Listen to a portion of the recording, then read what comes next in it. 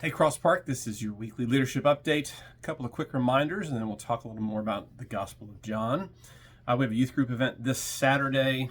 Youth and parents should know all about that from the email. And Andrew put the address for the new office. We have a new office right off Carmel Commons Boulevard over here. So we're sort of behind Amelie's, and we're not too far from Cabo Mexican Restaurant. So there's two big office buildings over here. We are in the one that's further off of 51. So again, if you come to Cabo's and kind of keep coming past it, we're back here on the left. Or if you come behind Amelie's, we're the first big building you come to. So youth, you've got an event this weekend, 2 to 6, pick up and drop off here at the office. We also have our groups going, men's, women's, and life groups.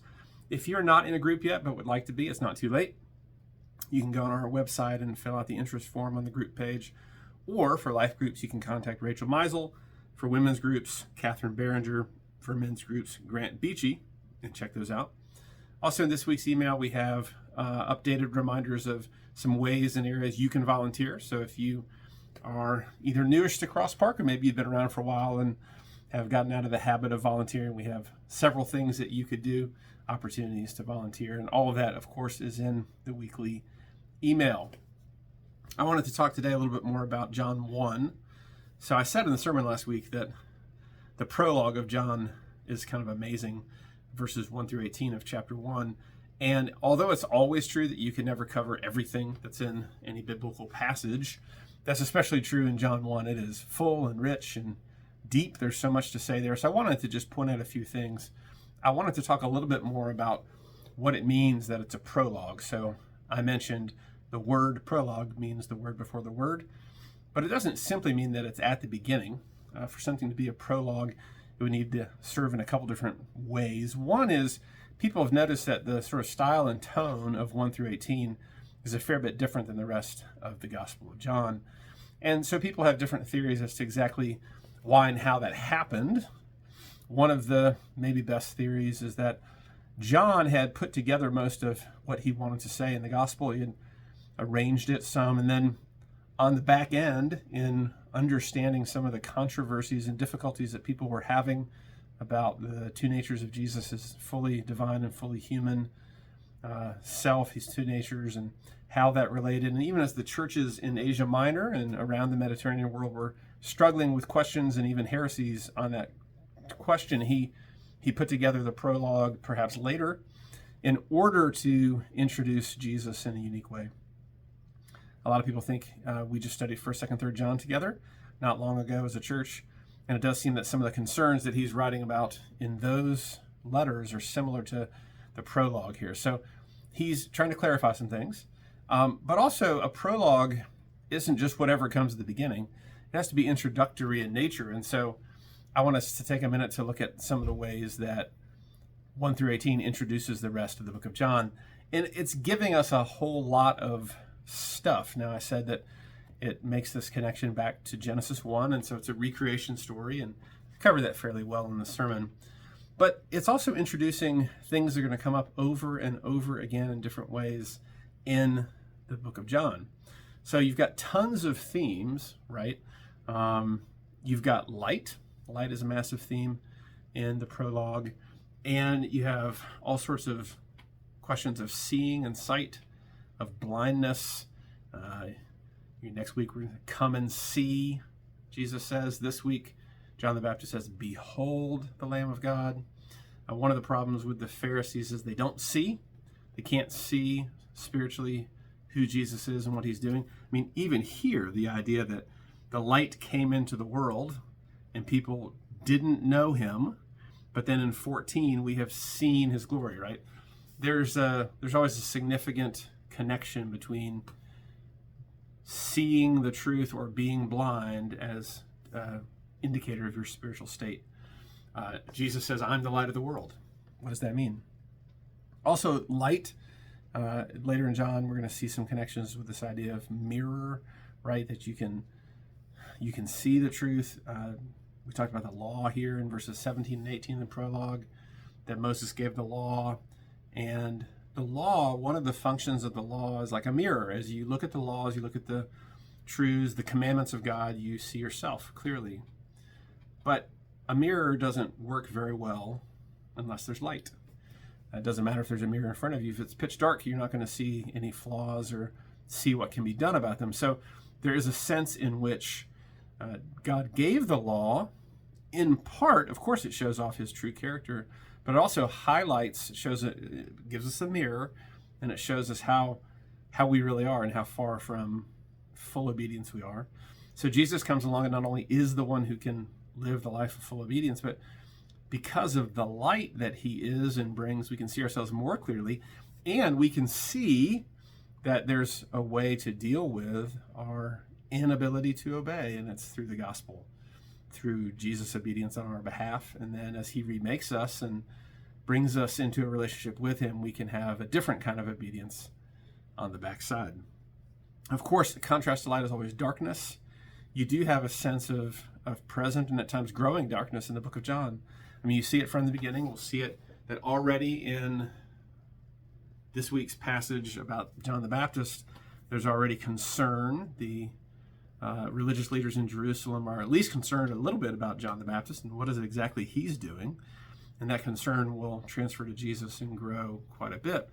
And so darkness is important.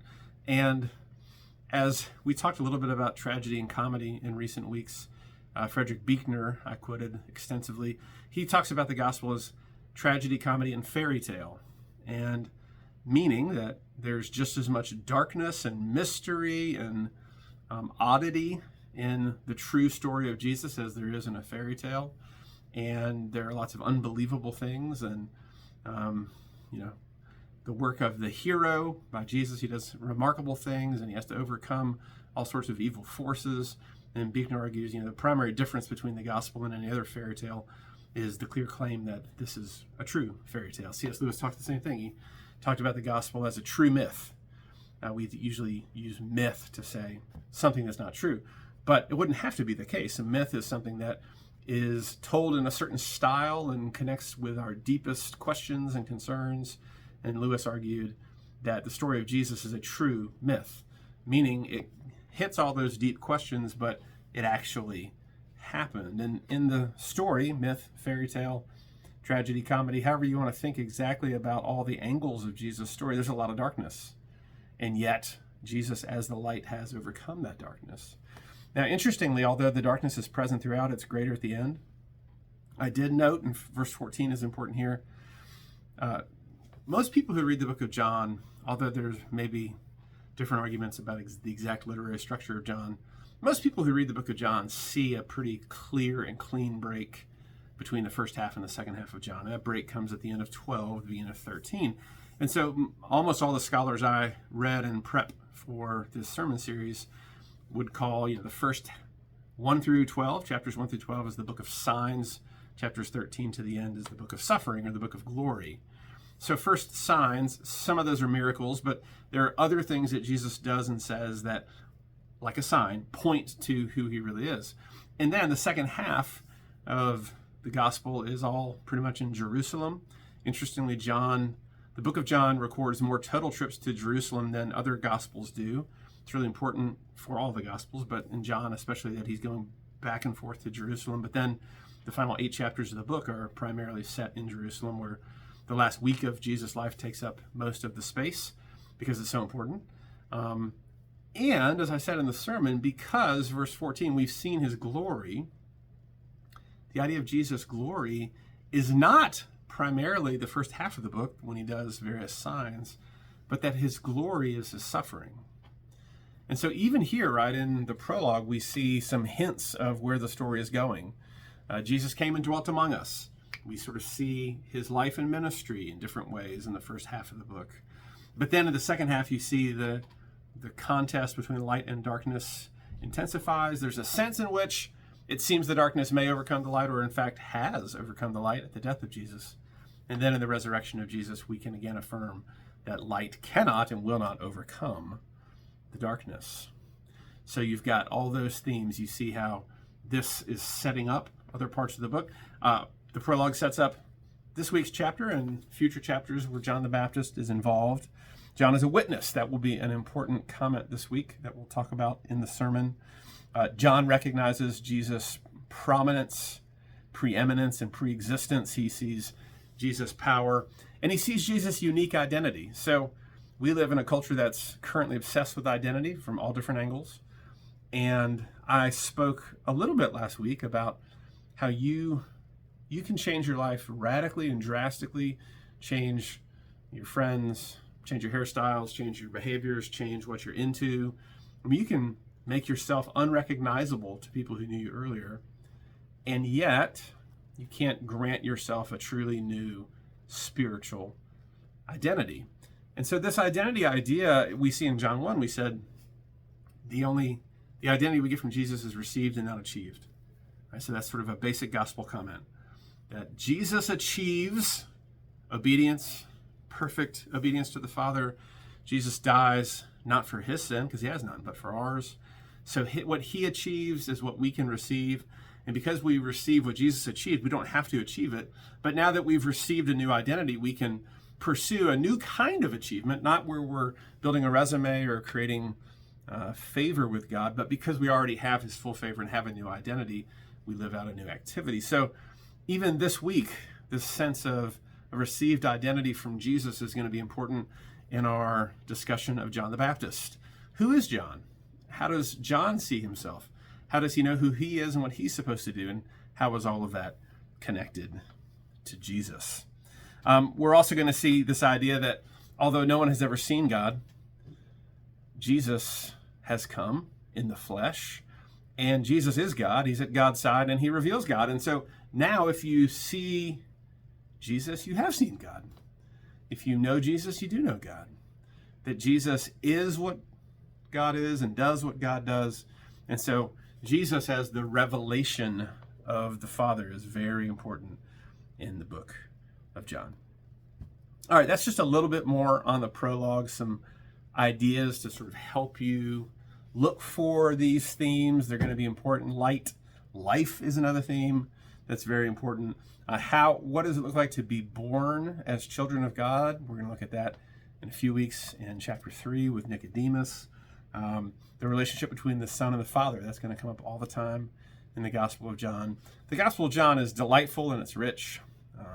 It's got much to say to us.